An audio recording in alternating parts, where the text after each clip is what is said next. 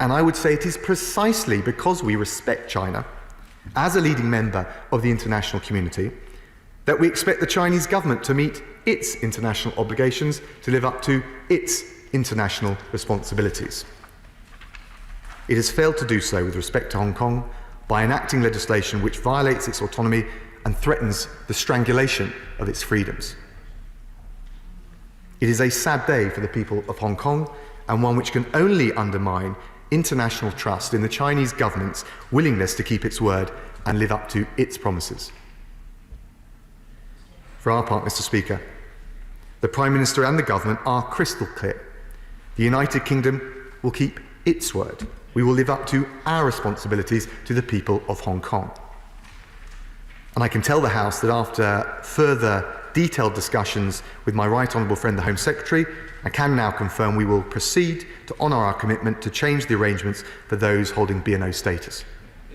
And I can update honourable members that we have worked with ministers right across Whitehall, and we have now developed proposals for a bespoke immigration route for B&Os and their dependents.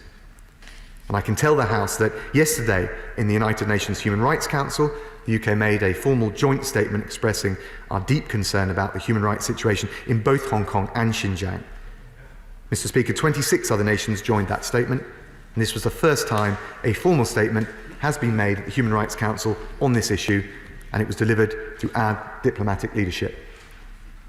We will continue to work with our partners in the G7, partners in the EU, and our partners across the region. So, Mr. Speaker, I'd say again that we want a positive relationship with China, but we will not look the other way when it comes to Hong Kong, and we will not duck our historic responsibilities to its people. We will continue to bring together our international partners, to stand up for the people of Hong Kong, to call out the violations of their freedoms, to hold China to its international obligations freely assumed under international law, and I commend this statement to the House.